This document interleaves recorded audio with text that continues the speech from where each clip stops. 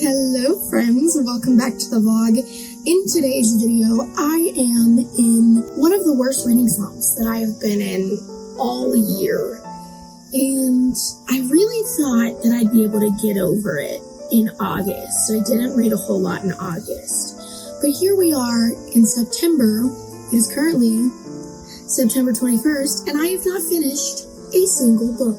And it's not for lack of trying, because I am about halfway through Baby Teeth by Zoe Stage, but something about this book is just like not holding my attention.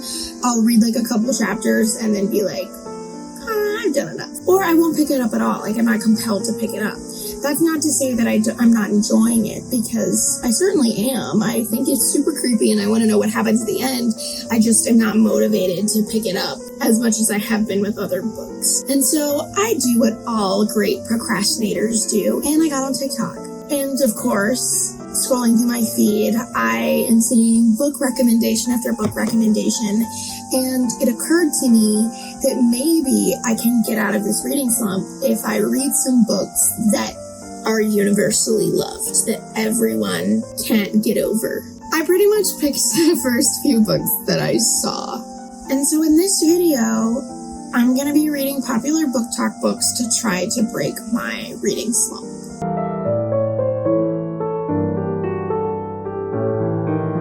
I have a few of them here with me currently that have been on my TBR, so I'm going to start one of those.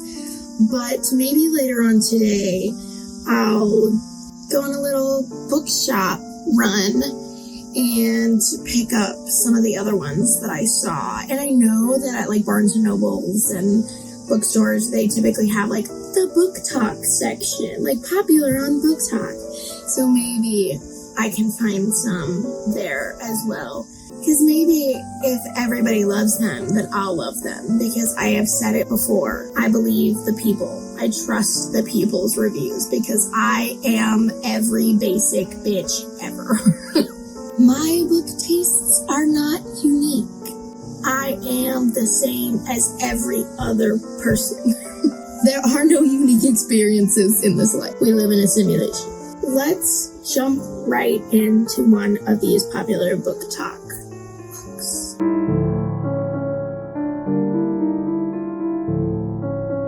Let's start with A Good Girl's Guide to Murder.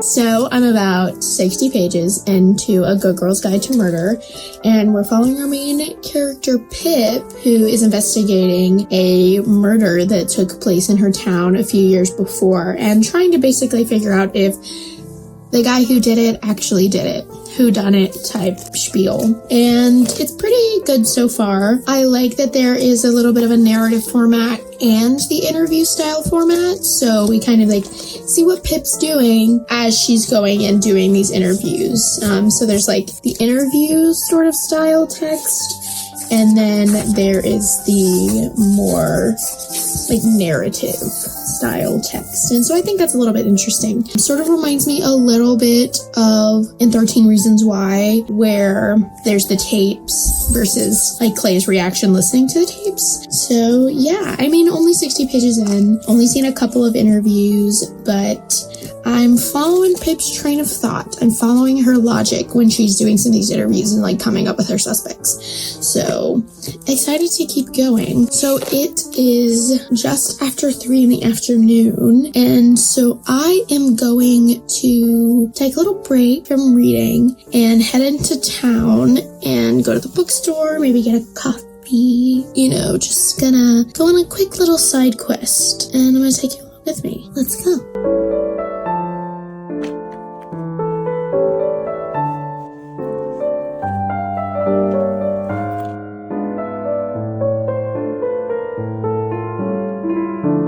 It is is unfortunately 1,000,000 degrees in Arizona. It will take my car forever to cool down, and it's absurdly bright outside, so I will be putting on sunglasses. But the first thing I'm going to do is be heading to Barnes & Noble, because books are the main objective here.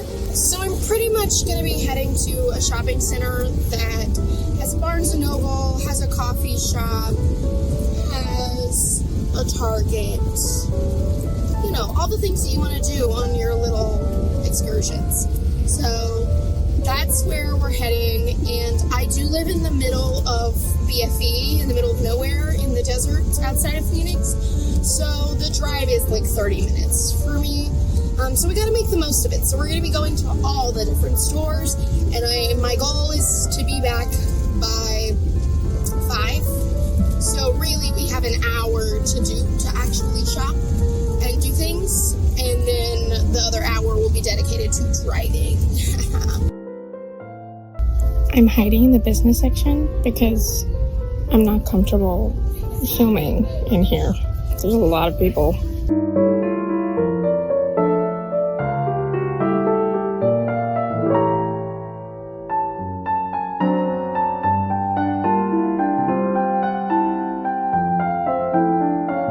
I'm currently sitting in the corner at the Starbucks in Barnes & Noble. I really thought I was going to be more confident to be able to record in the store, but I don't think I'm there yet as a YouTuber. We haven't reached that level of confidence, but I am sure that I will not here in the store because it feels great.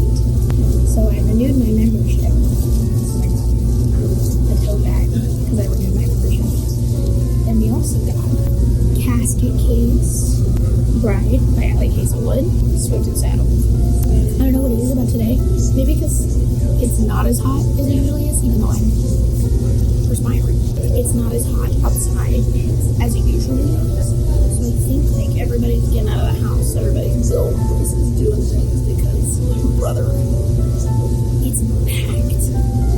I need to hurry up because I'm supposed to be back home in 30 minutes and I still need to go to Target.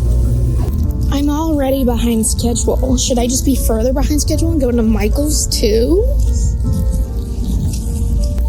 They have out Christmas stuff in this Michael's. Christmas. It's September. I'm sorry, what the fuck is this? What is happening right now?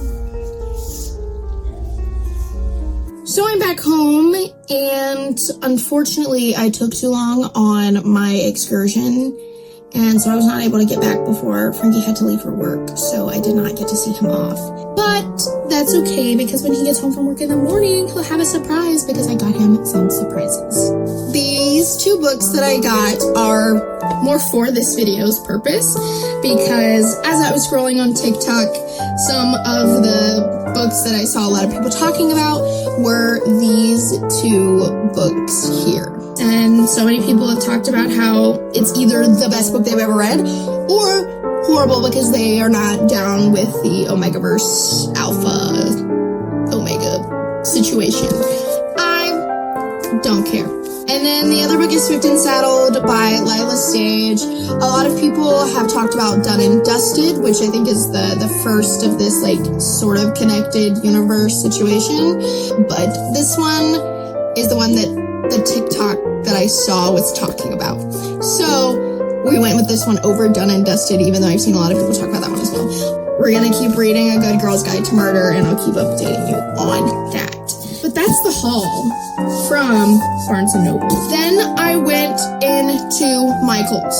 So much of the stuff was on sale, guys. So the first thing, I got this cute little fox pillow that I thought it was cute, and anyone knows me, foxes are my thing, because my son, Swiper, my dog, is a fox. So I got that, and then I got these 3 pairs of cute little Halloween-y socks, and they were $2 a piece because they were on sale. So, I don't know why all the stuff was like, it was like 50% off, 75% off, and I was like, that's crazy. But then, I went into Target. Listen, this might have been my fastest Target run ever because I really was on a mission, but I got this cute little mug This is one of Frankie's treats. Is this cute little mug. And then this one is just like white with bats. They had a lot that were like shaped like things, but I find that those are not the best for like a drinking experience. So I really liked that they had these two more like simple ones. They were so cute. And if you guys know Target, their cute little mugs are always $5. And how could I say no? And then tomorrow, Frankie and I are going to go to our Cardinals games, and I had no Cardinals merch, so I got this shirt. I thought it was going to be $25, but it was on sale. Apparently it's 15% off, so I got it for $12. Yeah, that's the haul. So it felt good to get out and to do something by myself. Well, we're going to just go and read more of this. We're going to go read more of A Good Girl's Guide to Murder after I put all of these things where they belong. I hope you enjoyed that outing with me. So I am currently on chapter 13 of A Good Girl's Guide to Murder, and I just want to voice this thought as I am reading it. There are elements of this story that kind of low-key remind me of Euphoria. I'm not going to spoil anything, you know, this is a spoiler-free situation. But yeah, there are elements of the story so far that remind me of Euphoria. And like if Euphoria was more of like a mystery, an investigation type deal, then I could totally see them being in the same, having sort of the same plot points.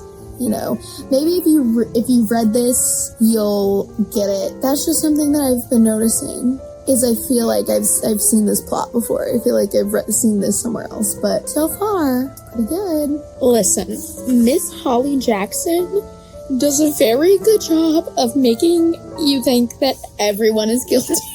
I just finished chapter 16, and there's a pretty big reveal about our victim in that chapter.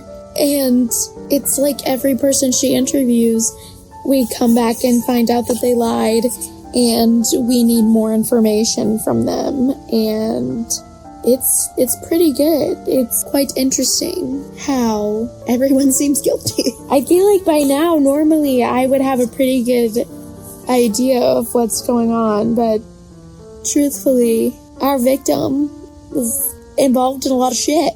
Remember when I said that this reminds me of Euphoria? It reminds me of Euphoria.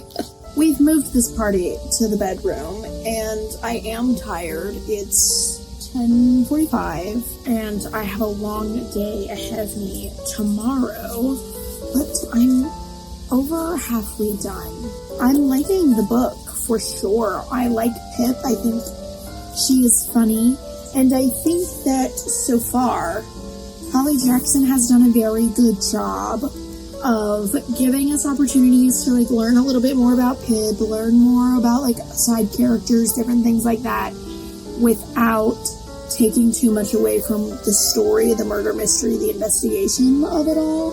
I think some mysteries or thrillers sometimes don't do the greatest job of letting us learn more about the characters while focusing on the story. Like there's too much of one or the other.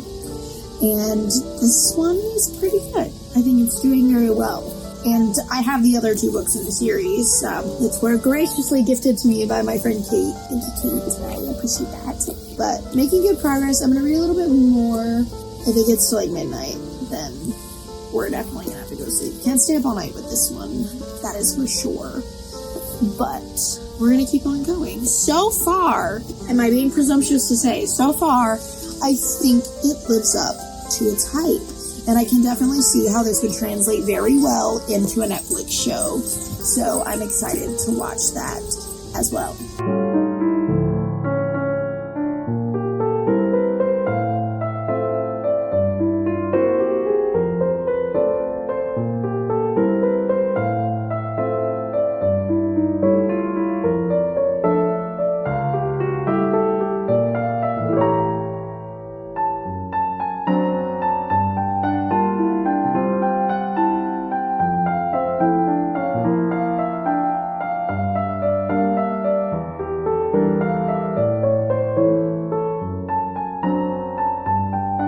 So I'm going to wrap up A Good Girl's Guide to Murder for tonight. I have about 150 pages left, that I think that I can tackle in the morning before Frankie and I head to the Cardinals football game. And then we will be able to jump into one of our other books in our TikTok recommendation stack.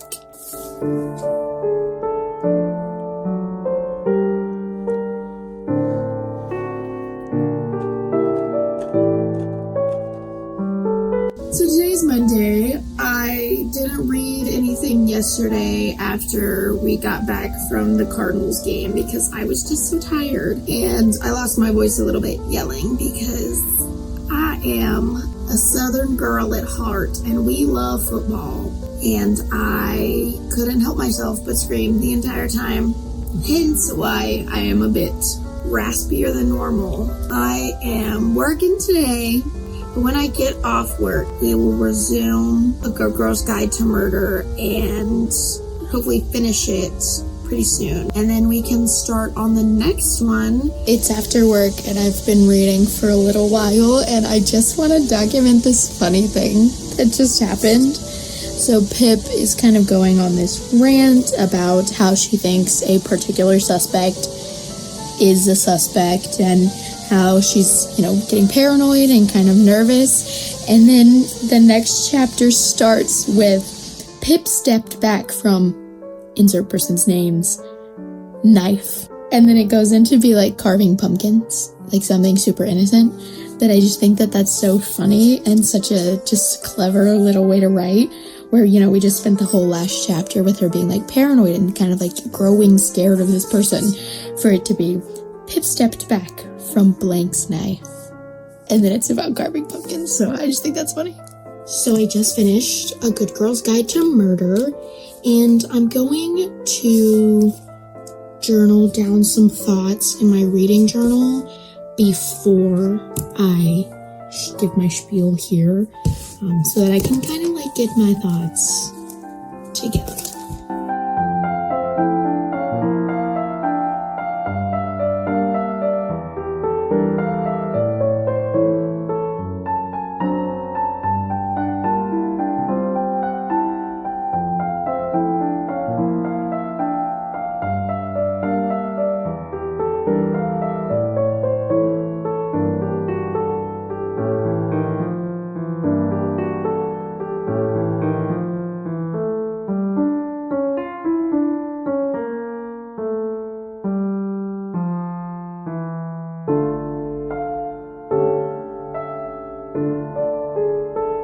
I am going to talk about what I thought about it. I thought it was fun. I thought it was cute. I think that Pip is delightful and funny in a key sort of way. I liked the romance subplot, sort of subplot. It was very gentle. One of the main things that I found really enjoyable is that Pip is trying to solve a murder that took place 5 years ago. And so she has to be extra resourceful, whether that is getting a lot of her information from social media or sort of using technology to her advantage to be able to sort of catfish as other people, knowing enough about criminal law to know what documents should be public record and that she can access. The coolest part about this story is Pip's resourcefulness. So I definitely enjoyed it, and I'm gonna give it 4 stars. Maybe almost 5, but 4 stars for sure, or solid 4 stars, and I liked it a lot. So is A Good Girl's Guide to Murder worth all of the book community hype? Yeah, I'd say so. I think it's a pretty good recommendation. If you haven't read it, I definitely recommend it. It reads super easy, it flies by, the characters are delightful, and the story's pretty good.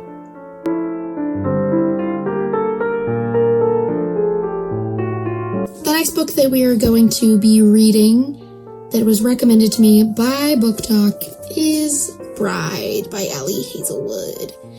The little touch of romance in A Good Girl's Guide has made me want to go full swing into this vampire werewolf love story. So it's a quarter till 1 a.m. So I'm gonna wrap up my sort of first night of reading Bride by Ali Hazelwood. And I have some thoughts. First of all, I like the story. The plot is fine. No gripes there.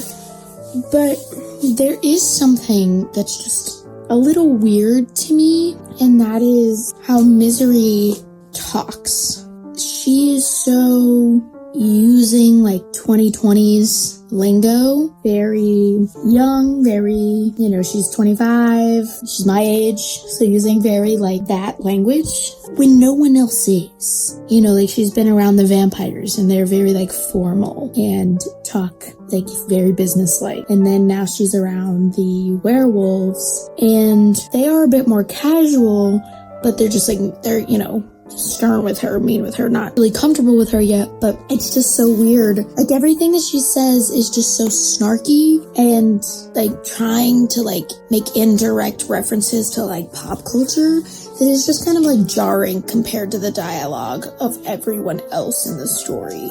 So that keeps like throwing me off a little bit. I'm about a third of the way through it, and let me tell you, you could cut the tension between Misery and Lo with a knife. And I'm just wondering, when do things pick up? We keep getting these little italicized thoughts from him at the beginning of each chapter, and I could have sworn I saw someone talking about how this was dual POV. But maybe it's not. Maybe it's all just from Misery's POV and we just get those little snippets of Lo's POV. I am excited to see where things go. I think that this is an interesting work for Miss Ali Hazelwood. I've read a few of her other books and I like that Misery is still a STEM girly. That's kind of like Ali Hazelwood's things, is all of her main characters are STEM girlies.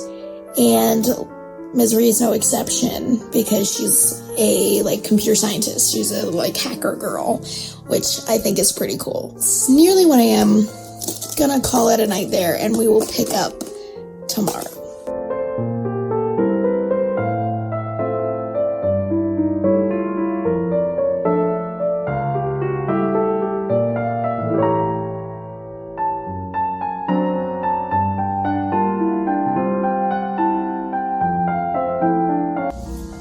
This book is so cute. It's bonkers. But it's so sweet sometimes. So I have finished Bride by Ali Hazelwood. And I'm gonna give it 4 stars. Now here are my thoughts. Characters and writing-wise, not super great. Average at best. 7 out of 10-ish, But I liked the plot a lot. I liked the elements of mystery and a little bit of politics and the romance. I was hipping with all of that. So the plot makes up for the questionable writing choices and the flatness, I would say, of the characters. Obviously, it's Ali Hazelwood. It's spicy. Towards the end, mostly. Well, completely towards the end. And for anyone who's going to pick this up, my only suggestion to you would be to have an open mind, suspend your disbelief. Some weird stuff happens, but you kind of just gotta look past it, And I knew that going into it because I'd heard other people talk about it, but it was kind of important to the plot, kind of part of the shtick. So you just kind of gotta get over that. And I think it was a interesting experiment for Miss Hazelwood, and I could be reading into the epilogue wrong, but it seems like there might be a book 2 somewhere on the horizon. So now the question, is it worth the hype that the book community has given it? I think it is worth the read. I think maybe a lot of the hype has to do with some of the questionable decisions at the end, and maybe that's where a lot of the drive for people wanting to read this comes from. And it's an Ali Hazelwood book. Is it her best book? No, not by any stretch of the means, but I liked it.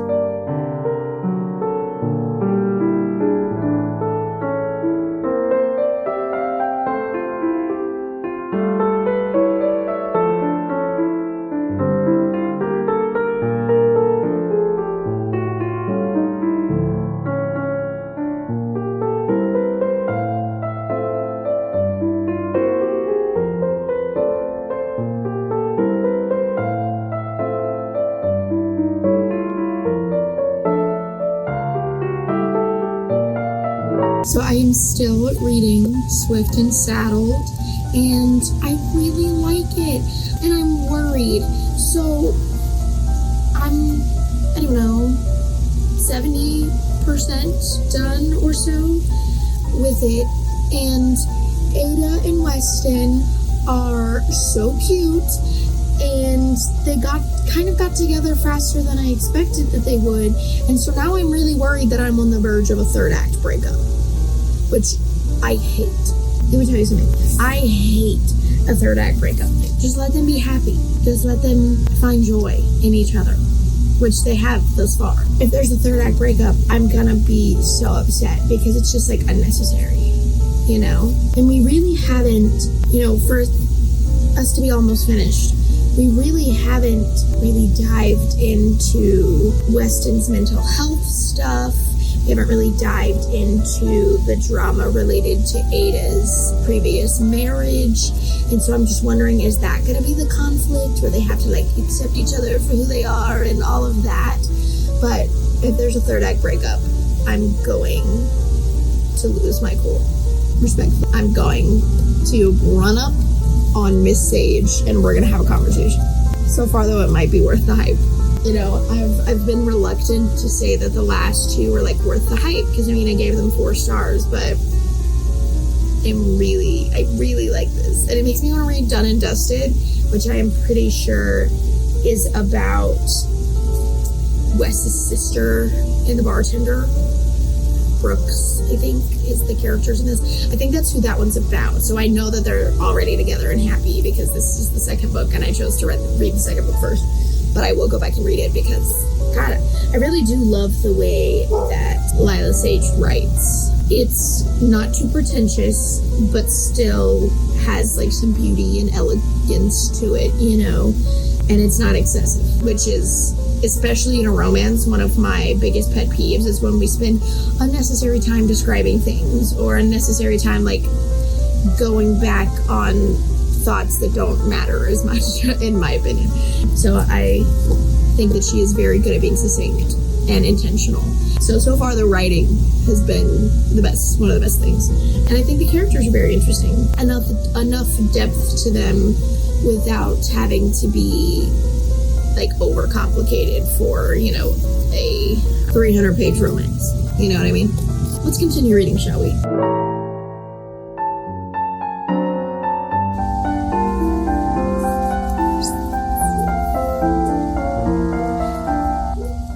Supposed to deal with this. It's just cute and sweet in like a way that makes me want to like cringe, you know? I only have 80 pages left. Is there a third act breakup? Because if there is, I'm going to lose my mind. I can't deal with this. If they, I mean, I know they're gonna have a happy ending. It would be impossible if they did not. However, what is the drama? When is the shoe gonna drop? What is the tea? You know, there's gotta be something. It seems like the conflict that was at the beginning was resolved way too quickly. I'm going to scream. I'm gonna scream. I'm so upset.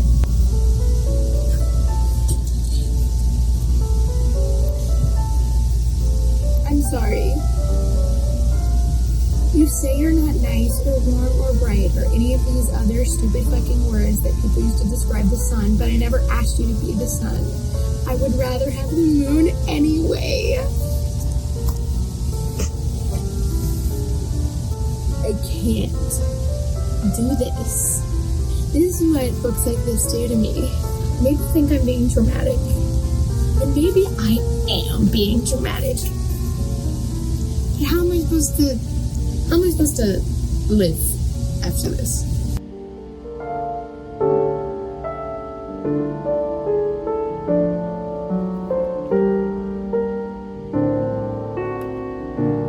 Is Swift and Saddled worth the hype? Yes. Short and simple answer is yes. I loved this freaking book.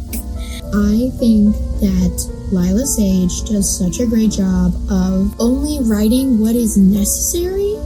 Like, there was no unnecessary descriptions, there was no unnecessary flashbacks. Like, we knew what Ada's sort of internal conflict was. We knew what Wes's internal conflict was just by saying what it was. We didn't need a showing versus telling. Like, sometimes telling is fine, and it made it kind of like refreshing to not have to read something like so wordy. It was kind of like an immediate attraction sort of between the two of them, which I also think is refreshing. I didn't have to deal with like a slow burn, which I enjoyed. And it was like Black Cat Girl, Golden Retriever Boy, that whole thing. And so I really liked it. It's 5 stars, honestly. 5 stars. Yeah, I liked this more than Bride or A Good Girl's Guide to Murder so far. So this is worth the hype. I am literally gonna get my Kindle and buy Done and Dusted, because if I liked this one so much, then I am sure that I will like Done and Dusted. The 3rd book in the Rebel Ranch series comes out on November 5th, which is Lost and Lassoed, which I think is going to be about the older brother and the friend, Gus and Teddy, is what I think that one is about, based on my deductions. So hopefully we'll get to see like more of Ada and Wes, like sort of indirectly in Lost and Lassoed, and I can't wait for that to come out in November. So far, we have found a book that I think is truly worth the hype that it's getting from the booktok community. Don't look at Goodreads reviews, because when I just saw like 1 and 2 star reviews for this book, I felt personally offended.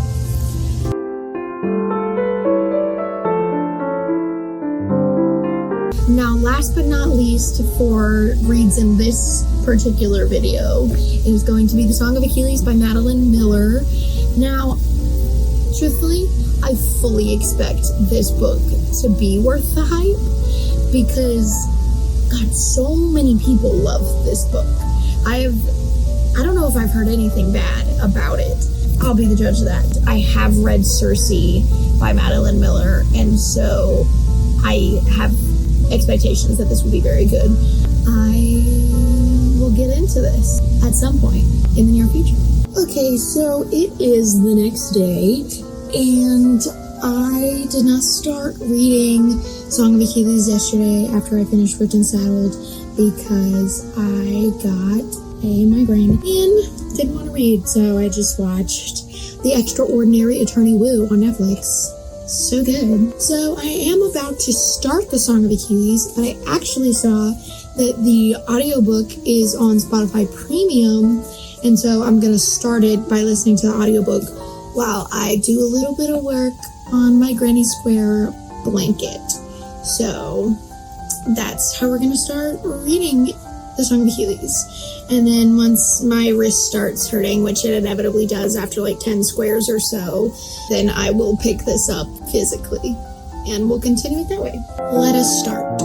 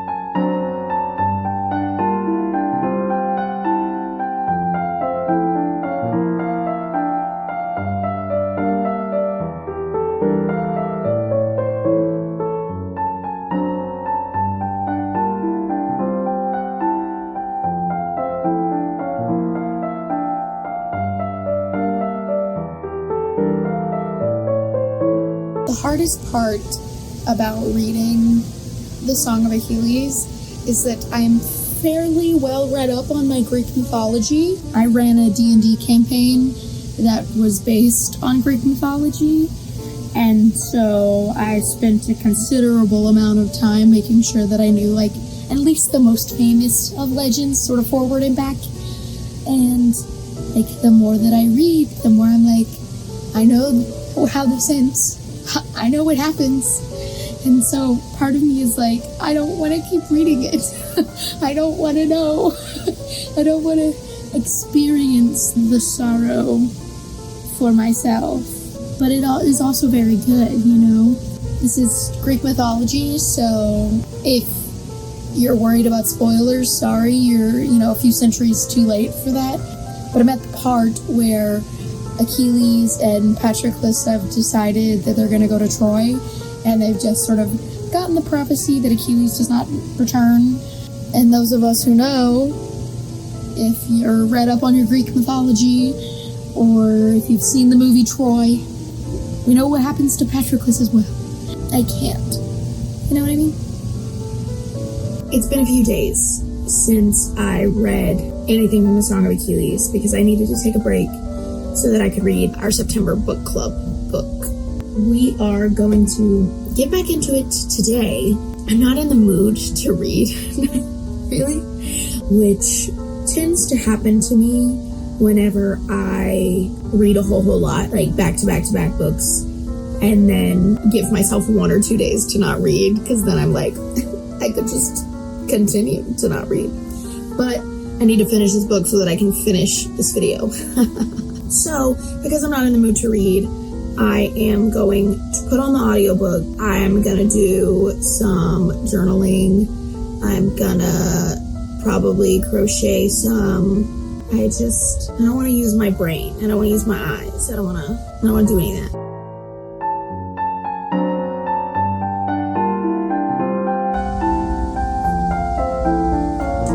When I am dead, I charge you to mingle our ashes and bury us together.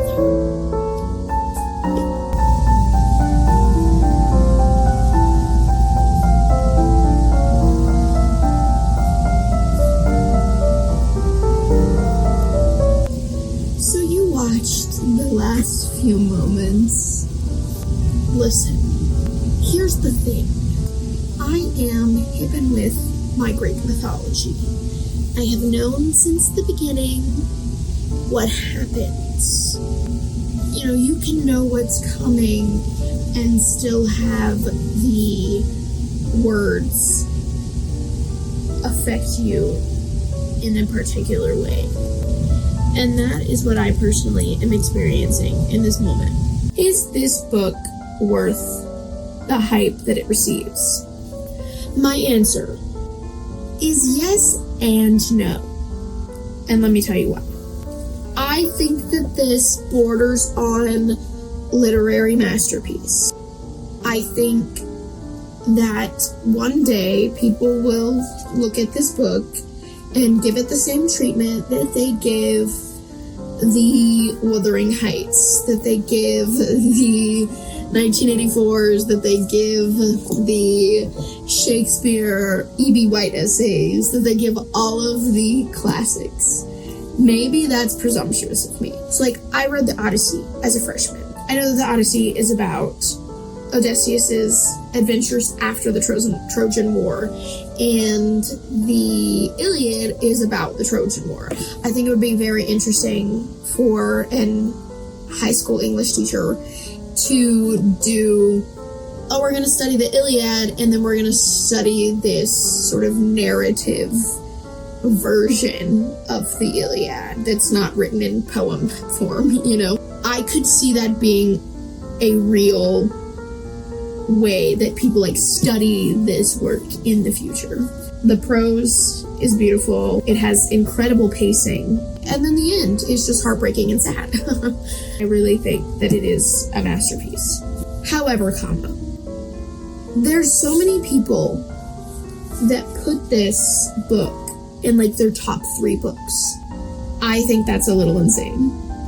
I think people who call this their favorite book are people who do not read a lot. And maybe it's the fault of this being one of a million retellings of the story of Achilles, but there, for me, was a lack of intrigue. There was a lack of, I gotta know what happens next, because we already know this story. Moral of the story, I give this book 5 stars. Okay, 5 stars. Is this book worth the hype? Yes.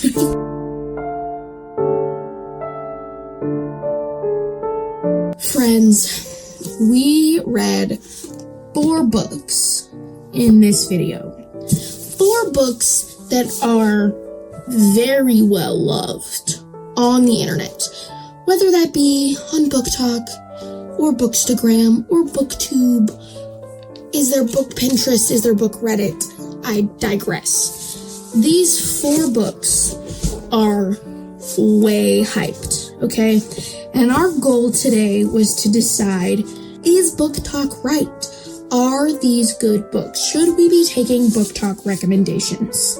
My answer to you is yes. I am glad that I read all 4 of these books. I enjoyed all of them. I'm going to spend a moment preaching that I think that BookTok is fine. Is this book a literary masterpiece? No. Is it better than this, The Song of Achilles? No. Did I have more fun reading this one?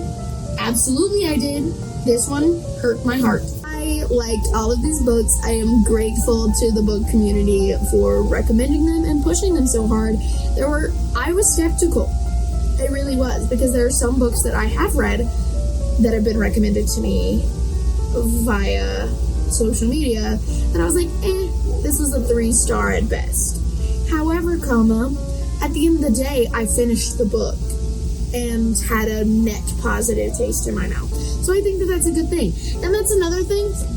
Not every book has to be a literary masterpiece to be studied for decades.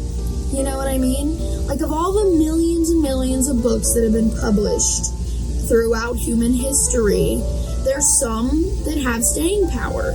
You know, like, we're studying the Brontes, we're studying the Shakespeares, but there were 500 other Shakespeares, there were 1,000 other Brontes. There are books that are going to stand the test of time, and there are books that are not. Does that make us enjoy them any less? No, I don't think so. Let me know, if you've read these books, what you thought about them in the comments down below. If you like this video, and all that other, YouTube stuff. And I will see you when I see you, buddy. Peace out.